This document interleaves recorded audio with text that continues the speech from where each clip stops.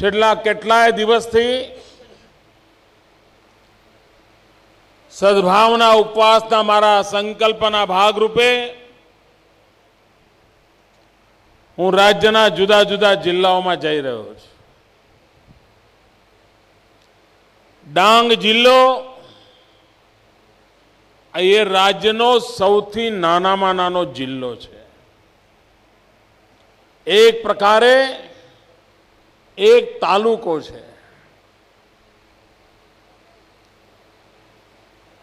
કોઈ કલ્પના ન કરી શકે કે આવડા નાના જિલ્લામાં આવો અદ્ભુત સમારંભ થઈ શકે, આવડો મોટો મેળાવડો થઈ શકે.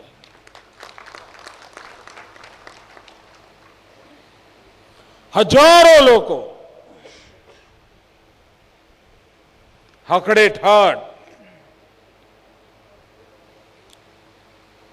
અને એમાંય આવડા નાનકડા જિલ્લાના ગામે ગામથી 4000 લોકો ઉપવાસમાં જોડાય. ભાઈઓ બહેનો, મેં જ્યારે ઉપવાસ કરવાનું નક્કી કર્યું હતું ત્યારે તો મેં એમ કહ્યું હતું કે એકલો બેસીશ, પરંતુ હું જિલ્લે જિલ્લે જાઉં છું. હજારોની સંખ્યામાં દિવસભર ઉપવાસ કરવામાં લોકો જોડાય છે. નાના નાના ભૂલકાઓ લાગણીના પ્રવાહમાં એટલા ઓતપ્રોત થાય છે કે પાણી સુદ્ધા લેતા નથી. ભાઈઓ બહેનો, જે લોકો માત્ર રાજકીય કાવા દાવાઓમાં ખૂંપેલા હોય છે,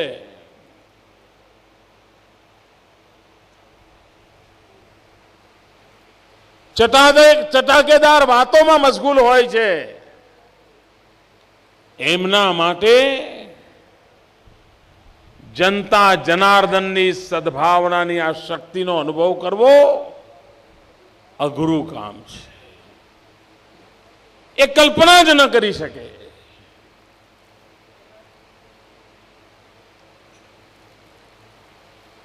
મેં જોયું મંચ પરથી જે ભાષણો થયા, ભૂતકાળમાં આપણે પણ રાજકીય આગેવાનોના ભાષણો સાંભળ્યા છે.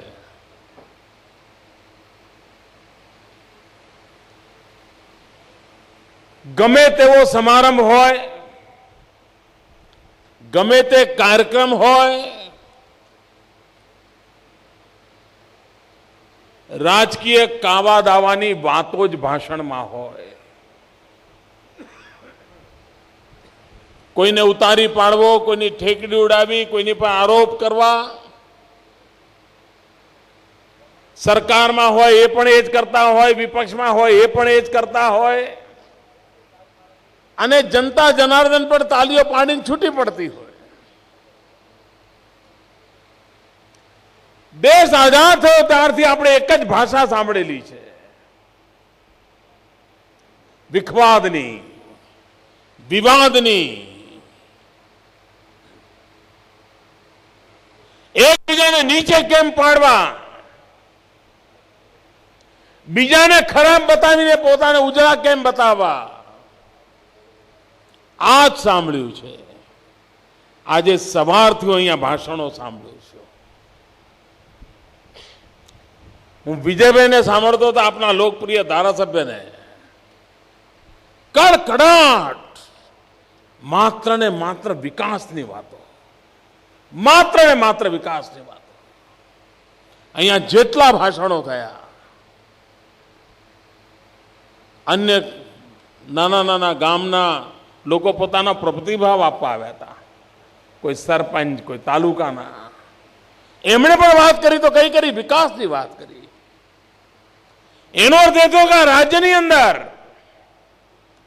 વિકાસ આ વિષય પ્રત્યેક નાગરિકનો વિષય બની ગયો છે, ઘર ઘરનો વિષય બની ગયો છે.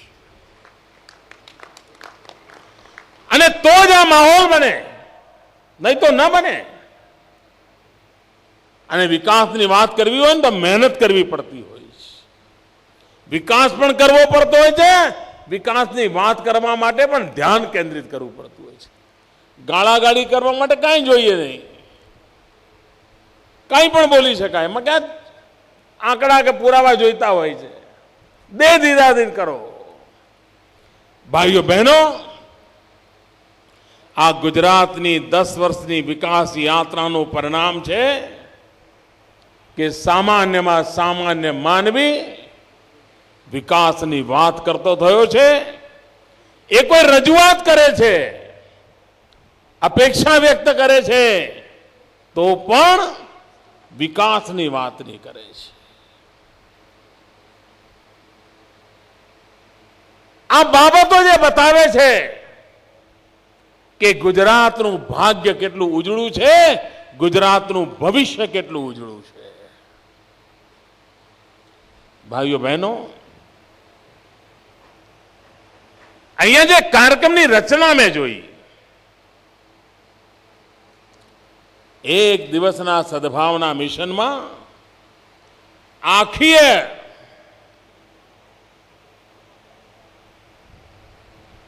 ડાંગની ભાતીગળ જીવનશૈલી, ભાતીગળ પરંપરા આખા દિવસના કાર્યક્રમમાં સહજ રીતે રજૂ કરી દીધી. અલગ અલગ મંડળીઓ આવે, સ્વાગત કરવા આવે, આશીર્વાદ આપવા આવે, પોતપોતાની પરંપરાઓને પ્રગટ કરતા કરતા આવે. એક અદ્ભુત નજારો હતો મિત્રો. જુવાનિયાઓ મોટરસાયકલ પર ભ્રમણ કરીને આવ્યા અને કદાચ આટલો મોટા પડદા ઉપર આવનારા બધા પોતાના હસ્તાક્ષર કરીને આવ્યા હતા. એની પર સહી કરીને લાવ્યા હતા. જે કેસરી રંગનો પટ્ટો ફરતો હતો ને, એની ઉપર એ નવજવાનીઓની સહીઓ હતી. આ કાર્યક્રમની કલ્પના માટે હું એમને અભિનંદન આપું છું, આયોજન માટે અભિનંદન આપું છું અને સફળતાપૂર્વક પાર પાડવા માટે અભિનંદન આપું છું. એક જિલ્લામાં 1000 કરતા વધારે આવા તરવરિયા જવાનીઓ આ વિકાસની ને સદભાવનાની યાત્રામાં પોતાના હસ્તાક્ષર આપીને સામેલ થાય. આ ભાઈઓ બહેનો, આ આદિવાસી વિસ્તારના જવાનિયાઓએ આખા ગુજરાતને પ્રેરણા મળે એવું કામ કર્યું છે. પ્રેરણા મળે એવું કામ કર્યું છે. આપ અભિનંદનના અધિકારી છો દોસ્તો. અને આપનો આ તેજ, આપનું ઓજ, આપનું આ સામર્થ્ય, આપનો આ સંકલ્પ માત્ર ડાંગ જિલ્લાની નહીં, ઉમરગામથી અંબાજી સુધી આખા આદિવાસી પટ્ટાની જિંદગી બદલી નાખશે. આ તેજસ્વીતા જ ગુજરાતની આવતીકાલનું ઘરેણું છે ભાઈઓ.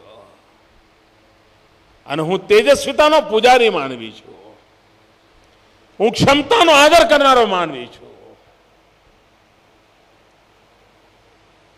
અને આ શક્તિ જ જેને હું પારખી શકું છું, એ ગુજરાતની આવતીકાલને ઘડનારી શક્તિ બનવાની છે. એવો મારો ભરોસો વધારે દ્રઢ બનતો જાય છે. ભાઈઓ બહેનો, આજે તમે ક્યાંય પણ જાઓ,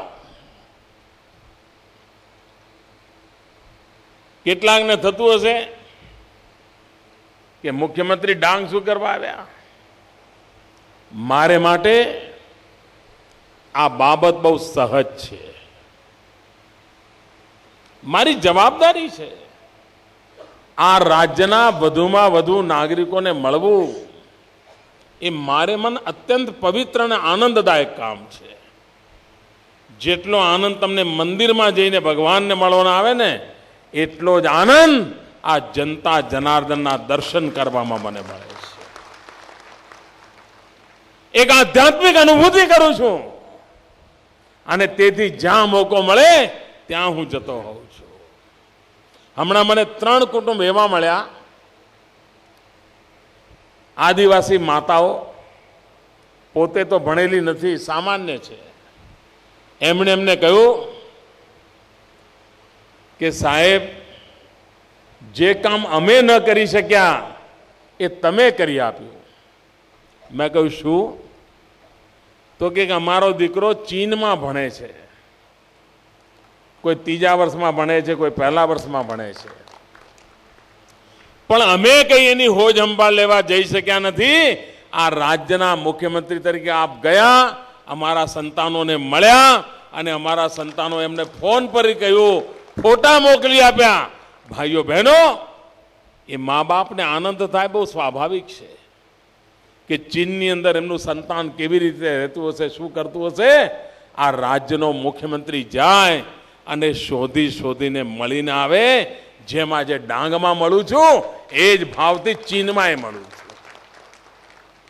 કારણ આ બધા મારા છે. આ 6 કરોડ ગુજરાતીઓ એ જ મારું પરિવાર છે, એ જ મારા કુટુંબીજનો છે. એટલે સ્વાભાવિક રીતે અને એટલા ભાવ વિભોર હતી બધી માતાઓ કે અમે આ મારા દીકરાને મળી આવ્યા, એનો આનંદ હતો એમને. ભાઈઓ બહેનો, આ બધું એટલા માટે બને છે કારણ સદભાવના એ આપણી રગે રગની અંદર પ્રસરેલી છે. આજે ગુજરાતના વિકાસની વાત થઈ છે. તમે રેલવેમાં જતા હો, ક્યાંક ગુજરાત બહાર દર્શન કરવા ગયા હોય, હરિદ્વાર ગયા હોય, ઋષિકેશ ગયા હોય, અને કોઈ મળી જાય અને તમારી ઓળખાણ થાય અને તમે એમ કહો કે હું ગુજરાતથી આવું છું, પછી શું અનુભવ આવે છે? જેવું તમે ગુજરાત બોલો, તમારો હાથ પકડ્યો હોય ને એ આમ બરાબર ટાઈટ કરે, જાણે મજા આવતી હોય ને હાથ પકડી રાખે, છોડે નહીં. અને ગુજરાતના છો એટલું કોને તો તમારા પ્રત્યે આદર ભાવથી જુએ. આ તમારામાંથી જેટલા લોકોને બહાર જવાનો મોકો મળ્યો છે ને, બધાએ અનુભવ કર્યો હશે ભાઈઓ, બધાએ અનુભવ કર્યો છે. કારણ દેશ આખો વિકાસને માટે તડપી રહ્યો છે, તલસી રહ્યો છે. 60 વર્ષથી વિકાસની વાતો થઈ, ગરીબી હટાવવાની વાતો થઈ, ભ્રષ્ટાચાર હટાવવાની વાતો થઈ, પરંતુ રોજ દુર્ભાગ્ય બદલતું ગયું અને રોજ નવા આફતોમાં દેશ સપડાતો ગયો. હિન્દુસ્તાનના ખૂણે ખૂણે એક પ્રકારની નિરાશા વ્યાપી ગઈ હતી. આજે જ્યારે ગુજરાતે પ્રગતિ કરી છે ને, તો હિન્દુસ્તાનના અન્ય રાજ્યોને પણ એમ લાગવા માંડ્યું છે, અરે યાર ગુજરાત આગળ વધ્યું, ચાલો કોક દી આપણે પણ વધીશું. એક નવી આશા પેદા થઈ છે, નવો વિશ્વાસ પેદા થયો છે કે બધી દુનિયા ડૂબી નથી ગઈ. જો ગુજરાત આગળ જઈ શકે છે તો હિન્દુસ્તાનના બીજા રાજ્યો પણ આગળ જઈ શકે, એવો એક વિશ્વાસ પેદા થયો છે. અને એના કારણે એ ગુજરાત પ્રત્યે આદર ભાવથી જુએ છે, ગુજરાતને પ્રત્યે ગૌરવ ભાવથી જુએ છે. આજે ક્યાંય પણ જાઓ, વિકાસની વાત નીકળે ને એટલે તરત જ લોકો નામ ગુજરાતનું જ બોલે છે. વિકાસ એટલે ગુજરાત, ગુજરાત એટલે વિકાસ. જાણે ગુજરાતનું બીજું નામ હોય વિકાસ, વિકાસનું બીજું નામ હોય ગુજરાત. અહીંયા કોઈ દ્વારકા યાત્રાએ આવ્યા હોય, કોઈ સોમનાથની યાત્રાએ આવ્યા હોય, અન્ય રાજ્યના લોકો આ ગુજરાતનો જાગજમાટ જોઈને અંજાઈ જાય છે. આ બધું શેના કારણે થયું ભાઈ? આ બધી નદીઓ આ હું મુખ્યમંત્રી બન્યો પછી આવી ભાઈ? આ ઝાડપાન હું મુખ્યમંત્રી બન્યો પછી આયા બધા? આ સરકારી બાબુઓ હું મુખ્યમંત્રી બન્યો પછી આયા? આ 1600 કિલોમીટરનો દરિયા કિનારો આ હું મુખ્યમંત્રી બન્યો પછી દરિયો લઈ આવ્યો છું? આ બધું જ હતું, બધું જ હતું. નાગરિકો પણ હતા, સરકાર પણ હતી, અધિકારીઓ પણ હતા, બધું જ હતું. પરંતુ વિકાસ માટેની ઈચ્છા શક્તિ નહોતી અને એના કારણે આ રાજ્ય પણ ભૂતકાળમાં સબળતું રહ્યું હતું. આજે બદલાવ આવ્યો છે અને સફળતા મળી એનું કારણ શું? આપણને સફળતા એટલા માટે મળી છે કારણ આપણે એક મંત્ર લીધો છે, એકતાનો, શાંતિનો, ભાઈચારાનો. જો આપણે વચ્ચે એકતા ન હોત, આપણે ત્યાં શાંતિ ન હોત, આપણે ત્યાં ભાઈચારો ન હોત, તો આપણે પણ અન્ય રાજ્યોની જેમ સબળતા હોત, વિકાસ માટે વલખા મારતા હોત. આપણે બચી એટલા માટે ગયા, આગળ એટલા માટે નીકળી ગયા, કારણ કે આપણે એકતાનો, શાંતિનો, સદભાવનો, ભાઈચારાનો રસ્તો અપનાવ્યો છે. નહીં તો પહેલા ચૂંટણીઓ જીતવા માટે જ કાવા દાવા ચાલ્યા કરે, અને ચૂંટણીઓ જીતવા વાળા કરે શું? ભાઈને ભાઈ જોડે લડાવે, કોંકણાને કુણબી જોડે લડાવે,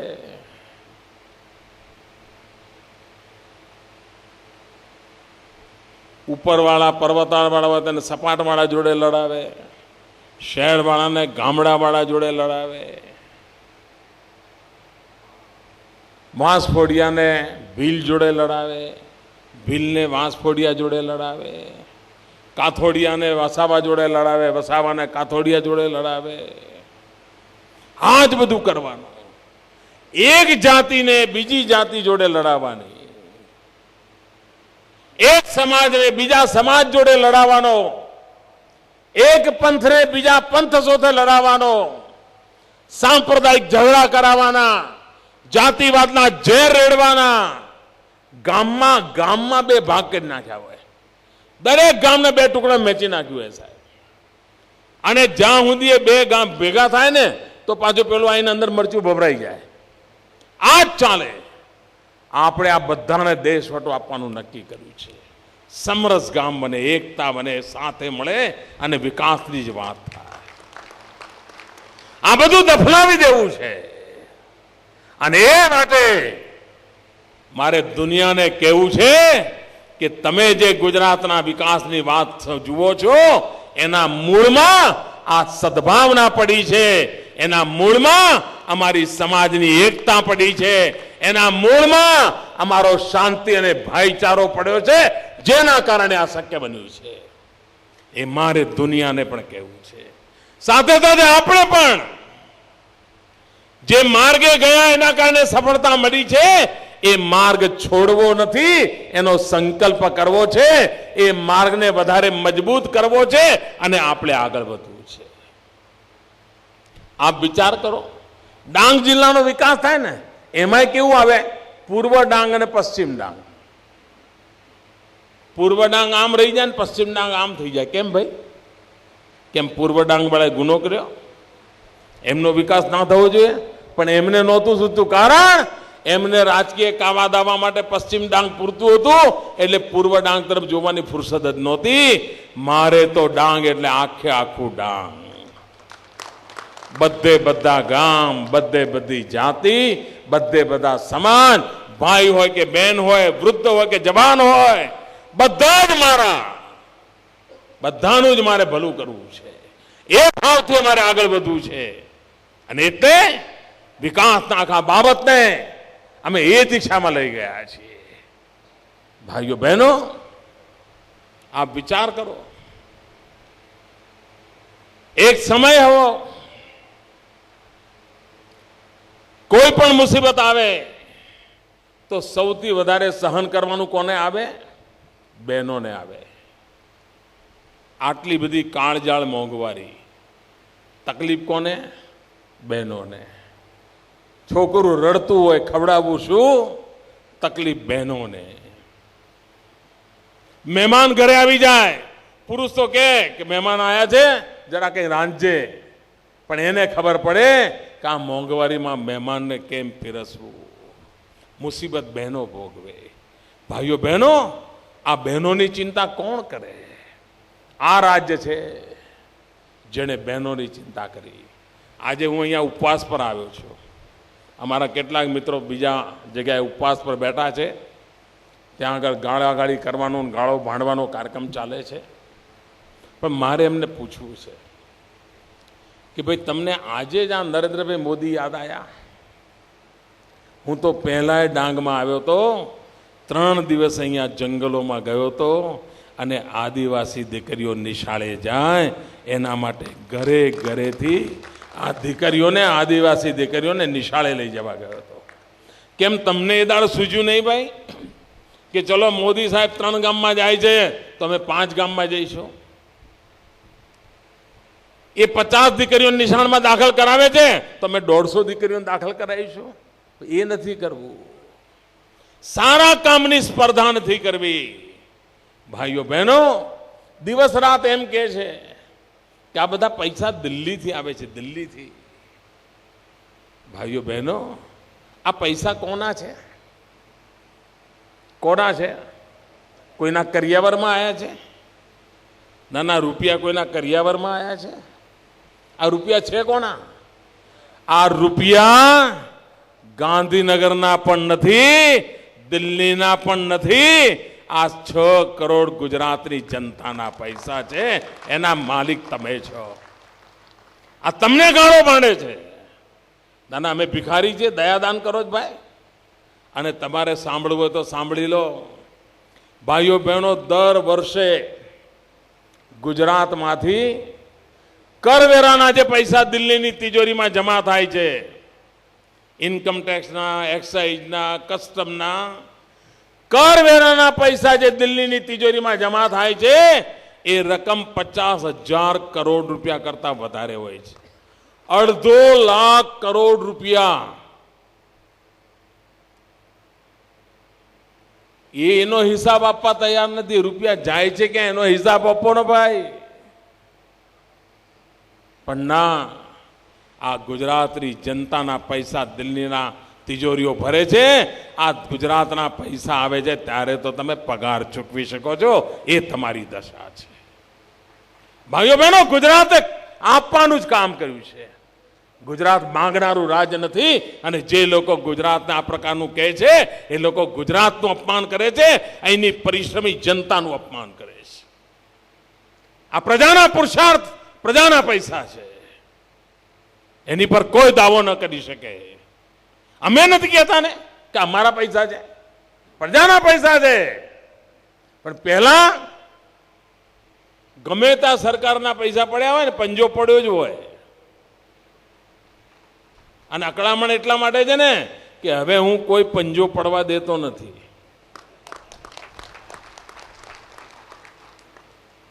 ચોકીદાર બનીને બેઠો છું. તમારું છે ને તમને મળવું જ જોઈએ. આ બહેનો અમારી સ્વાભિમાનથી જીવે, સંસ્કાર ગૌરવથી જીવે, એટલા માટે અમે સખી મંડળની રચના કરી છે.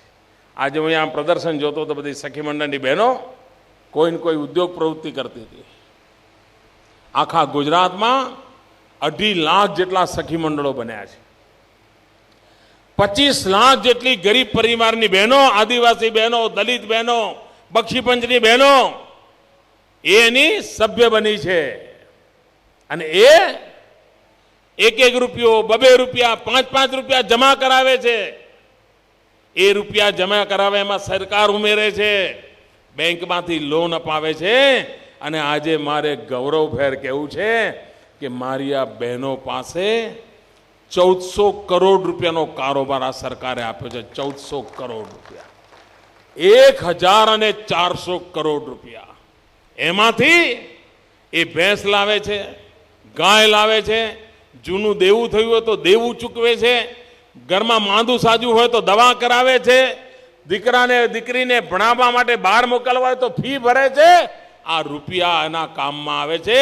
હવે એને પેલા વ્યાજખોર લોકો પાસેથી ચામડી ઉતરડી લેવું, વ્યાજ લેનારા પાસેથી આજે અમારી મા બહેનોને પૈસા લેવા નથી પડતા અને ઘર મુસીબતમાં આવતું નથી.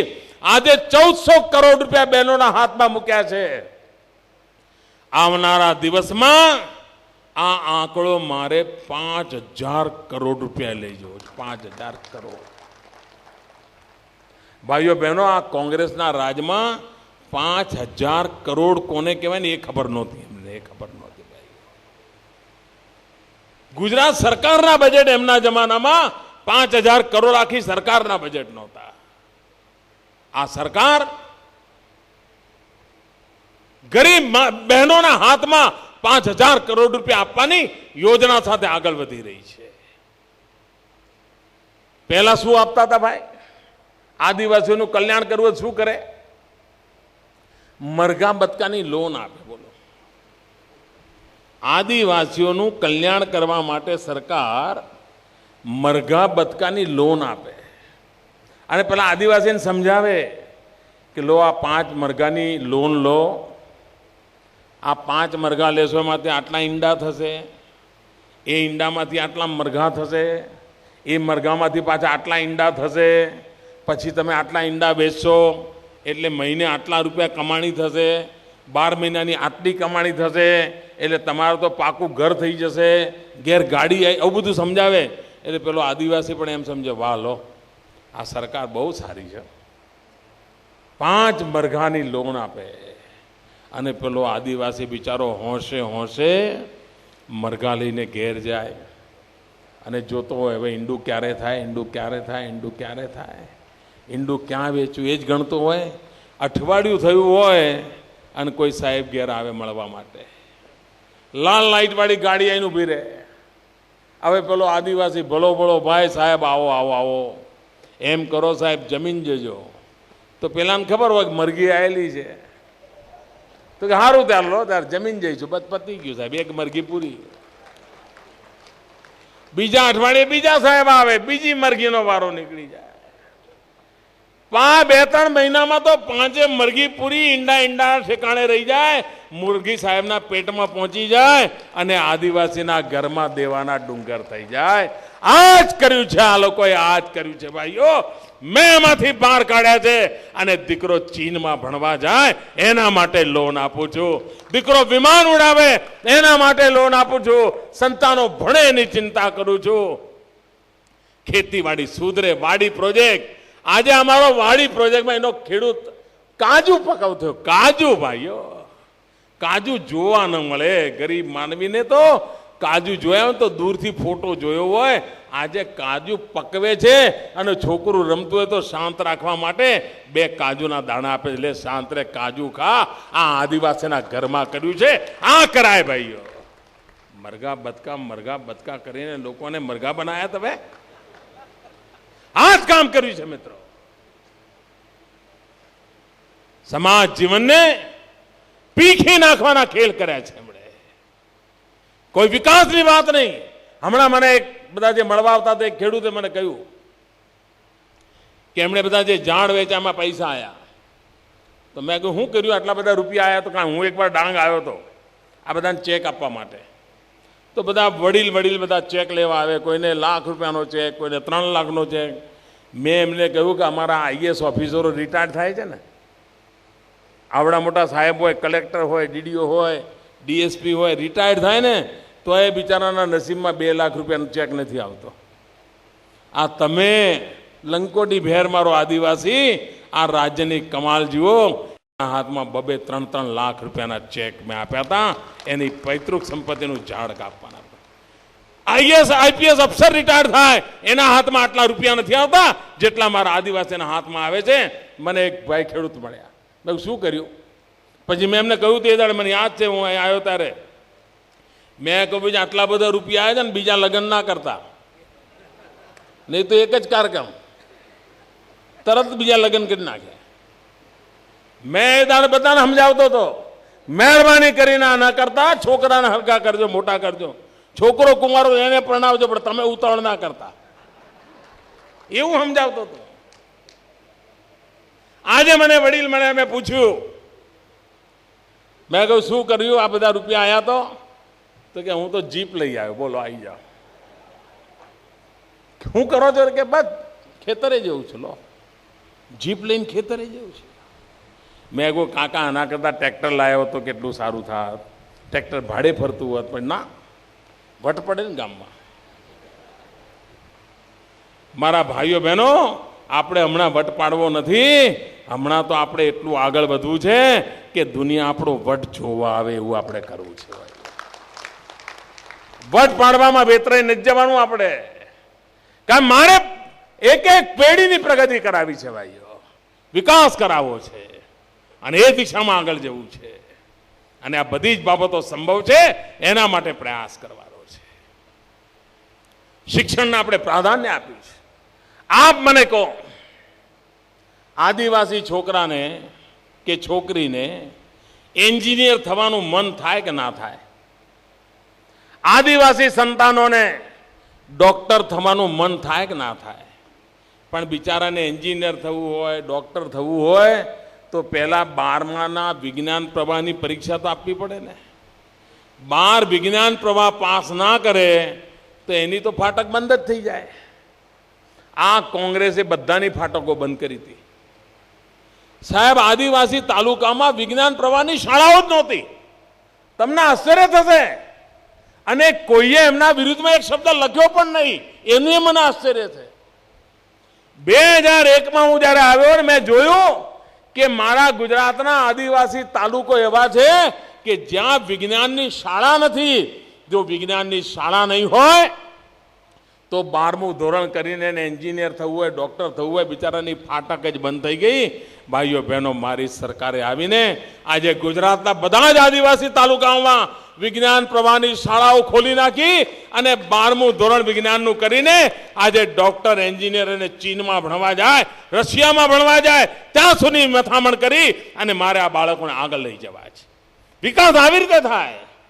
ભાઈઓ બહેનો, આવનારા દિવસોમાં ડાંગ જિલ્લાનો વિકાસ, મારું સપનું કેવું છે, મારું આયોજન કેવું છે, આજે જ્યારે સદભાવના મિશનમાં આવ્યો છું તો એની વિગતો આપને આપવા માંગુ છું. ભૂતકાળમાં ડાંગમાં કુલ સરવાળો રૂપિયા જેટલા આયા હશે ને, કુલ સરવાળો એના કરતા 10 ગણા રકમ આજે હું એક દિવસમાં ડાંગ જિલ્લાને આપવા માંગુ છું. 50 વર્ષમાં થયું એના કરતા 10 ગણું વધારે. ભાઈઓ, કેમ? કે અમારે વિકાસ કરવો છે. અને તેથી આજે સદભાવના મિશનમાં હું જાહેરાત કરું છું, નવા વિકાસના કામો માટે 575 કરોડ રૂપિયા. બોલો ભારત માતા કે વંદે. 575 કરોડ રૂપિયા. ભાઈઓ બહેનો, હું કોંગ્રેસના લોકોને ચેલેન્જ કરું છું, જરા કાગળ પર લખે 575 કરોડ લખાય કેમ? કેટલા મીંડા લખાય ને એમને આવડશે નહીં સાહેબ. કેટલા મીંડા દોરીઓ તો 575 થાય એમને નહીં આવડે. આ સરકાર 575 કરોડ રૂપિયા વિકાસના કામ માટે આ વિસ્તારને આપવા માંગે છે. 300 કિલોમીટરના દુર્ગમ જંગલ વિસ્તારના રસ્તાનું નવીનીકરણ કરવા માટે 185 કરોડ રૂપિયા. ખાસ કરીને પૂર્વ ડાંગ જંગલી પટ્ટીમાંથી જે રસ્તા જાય છે એને પણ પાકો ડામરનો રોડ મળે એ કામ અમે ઉપાડ્યું છે. 185 કરોડ રૂપિયા. આવા સાદડ વિહર અને ટિમ્બર થવાની જૂથ પાણી પુરવઠા યોજના, પીવાનું પાણી મળે, પૂરતું મળે. કાનજીભાઈ વર્ણન કરતા હતા કે નાવા માટે 2 લોટા આપતા હતા. એના માટે પૂરતું પીવાનું પાણી મળે, જૂથ પાણી યોજના માટે 32 કરોડ રૂપિયાનું આયોજન એકલા ડાંગ જિલ્લા માટે કર્યું છે. મારે મન શિક્ષણની મહત્વ છે ભાઈઓ. જૂની આશ્રમ શાળાઓમાં શિક્ષણની ગુણવત્તા ઊંચે લાવવા એકલવ્ય મોડેલ નિવાસી સ્કૂલોમાં રૂપાંતર કરવા માટે 100 કરોડ રૂપિયાનું આયોજન આના માટે કરવાનું વિચાર્યું છે. 9 માધ્યમિક શાળાના ભવનોના બાંધકામ, એના માટે બીજા 11 કરોડ રૂપિયા વાપરવાનું નક્કી કર્યું છે. જે ભૂમિ ઉપર ભગવાન રામચંદ્રજીએ વિચરણ કર્યું હોય, જે માતા સબરીને હિન્દુસ્તાન ભરના લોકો યાદ કરતા હોય, તે ભૂમિ પર આ દંડકારણ્યને ટુરિઝમનું ક્ષેત્ર બનાવવા માટે, ટુરિઝમના દ્રષ્ટિથી વિકાસ કરવા માટે 30 કરોડ રૂપિયા બીજા વાપરવાનો આ સરકારે સંકલ્પ કર્યો છે. હમણાં આપણે આ વખતે સમર ફેસ્ટિવલ કર્યો હતો. આદિવાસી આ વિસ્તારમાં ટુરિસ્ટ લોકો આવે એના માટે 50 વર્ષથી આ લોકો ઠાકા ઠૈયા કરતા હતા, મેળ નહોતો પડતો. અમે આ વખતે એક વાર આયોજન કર્યું અને 30% વધારો કરી દીધો. બધી હોટલો બુક પડી હતી સાહેબ. આ ગરીબ માણસને રોજી રોટી મળે. ટુરિસ્ટ આવે તો સિંગચાણા વાળા વેચાના સિંગચાણા વેચાય, ચોકલેટ વાળાની ચોકલેટ વેચાય, ચા વેળાની ચા વેચાય, ભજીયા વાળાના ભજીયા વેચાય, પાણીની બોટલ વેચતો હોય પાણીની બોટલ વેચાય, રમકડા વેચતો હોય રમકડા વેચાય, આદિવાસી બંબુમાંથી બનાવેલી વસ્તુઓ બનાવ બંબુની વસ્તુઓ. ગરીબ માણસને રોજી રોટી મળે. ટુરિઝમથી, પર્યટન પ્રવાસનથી ગરીબ માણસને રોજી રોટી મળે. મારે આ ડાંગ જિલ્લાની અંદર સાપુતારાને અને આ શબરીધામને ટુરિઝમના એવા ક્ષેત્રો બનાવ્યા છે. ભગવાન રામચંદ્રજીનું આ અંજલિ પુત્રની આ જગ્યા એ આખી હિન્દુસ્તાનમાં ફેમસ બને અને વિદેશના પણ ટુરિસ્ટો અહીંયા આવે એ દિશામાં આગળ લઈ જવું છે. એના માટે આ 30 કરોડ રૂપિયાની જોગવાઈની મેં જાહેરાત કરી છે. ગુજરાતનું એકમાત્ર ગિરિમથક સાપુતારા પ્રવાસન ધામ વિકસે એના માટે બીજા 77 કરોડ રૂપિયા વાપરવાનું નક્કી કર્યું છે. સિંચાઈ, અમારો આદિવાસી ખેડૂત સિંચાઈનો એને લાભ મળે એ મહેનત કરવા તૈયાર થયો છે. એ કાજુ પકવવા તૈયાર થયો છે. એ ફળફળાદીની ખેતી કરવા તૈયાર થયો છે. ત્યારે 450 હેક્ટર વિસ્તારમાં સિંચાઈની સુવિધા પાર પાડવા માટે 7 મોટા ચેકડેમ નદીઓ ઉપર બાંધવા છે અને લગભગ 8 કરોડ રૂપિયાની માતબર રકમ, 1 કરોડ રૂપિયાનો એક ચેકડેમ, એવા મોટા ચેકડેમ બનાવવાની યોજના છે. 50 જેટલા નાના ચેકડેમ બાંધીને 150 હેક્ટર જમીનને સિંચાઈ મળે એના માટે બીજા લગભગ 3.5 કરોડ રૂપિયા વાપરવાની આયોજન છે. લિફ્ટ ઇરિગેશન, જેથી જ્યાં ઉચાર પ્રદેશમાં લોકો છે એને સિંચાઈ માટે પાણી મળે, એમાં 14 નવી લિફ્ટ ઇરિગેશન માટે 4 કરોડ રૂપિયાની માતબર રકમ ફાળવવાનું નક્કી કર્યું છે. સાપુતારા નજીક પર્યટન વિકાસ સરોવર માટે લગભગ 11 કરોડ રૂપિયા વાપરવાનો નિર્ધાર કર્યો છે, જેથી કરીને સરોવર ટુરિસ્ટો માટેનું આકર્ષણનું કેન્દ્ર બને. મિશન મંગલમ યોજના અંતર્ગત ગૌણ વન પેદાશોના ઉત્પાદન થકી આવક અને સખી મંડળોને ધિરાણ કરવા માટે લગભગ 14 કરોડ રૂપિયા જેવી રકમ આ બહેનોના હાથમાં મૂકવાના આયોજન સાથે આ રાજ્ય સરકાર આગળ વધી રહી છે. આમ મળીને 575 કરોડ રૂપિયા આજના સદભાવના મિશનના મારા ઉપવાસ વખતે આ ડાંગની પવિત્ર શબરી માતાની ધરતીને એના ચરણોમાં ધરીને આ ડાંગની રોનક બદલવા માટેનો સંકલ્પ સાથે આપ સૌને આ સદભાવનાનો મંત્ર ગામો ગામ પહોંચે. ગામમાં ક્યાંય ઝઘડા ટંટા હોય તો બધા ભેગા મળીને સલજાવીએ. આપણું ગામ સમરસ બને, એકતા બને. ગામમાં 1 એકર ચોગડ હોય ને 1 એકર ચોગડ આખું ગામ રફે દફે કરી નાખે. જે ઘરમાં ભાઈઓ સુખેથી સાથે રહેતા હોય એ ઘર કેટલું આગળ જાય, પણ જો ભાઈઓમાં ઝઘડા પડ્યા તો ઘર ખતમ. એમ ગામમાં પણ ઝઘડા ઘુસાડ્યા તો ગામ ખતમ. જિલ્લામાં ઝઘડા ઘુસાડ્યા જિલ્લો ખતમ. રાજ્યમાં ઝઘડા ઘુસાડો રાજ્ય ખતમ. એકતા હોય તો બધાના સુખ દુઃખના સાથી બનીને રસ્તો નીકળે. ભાઈઓ બહેનો, અહીંથી આપણે સદભાવના ઉપવાસમાંથી એક મંત્ર લઈને જઈએ કે અમારા ગામની અંદર ઝઘડા ટંટા બધા હશે તો ભેગા મળીને નિકાલ કરીશું, ગામ સમરસ બનાવીશું, એકતાનું વાતાવરણ ઘેર ઘેર પહોંચાડીશું, ભાઈચારાનો સંકલ્પ સાથે ગામના વિકાસની અંદર આગળ વધીશું. એ જ અપેક્ષા સાથે આપ સૌએ આટલો ભવ્ય કાર્યક્રમ કર્યો એ માટે વહીવટી તંત્રને અભિનંદન, રાજકીય સામાજિક આગેવાનોએ જે જહેમત કરી એમને અભિનંદન, અને આપ સૌ નાગરિકો ઉત્સાહ ઉમંગથી આખા ડાંગ જિલ્લો ઉમટી પડ્યો, આપને પણ ખૂબ ખૂબ અભિનંદન. જય જય ગરવી ગુજરાત.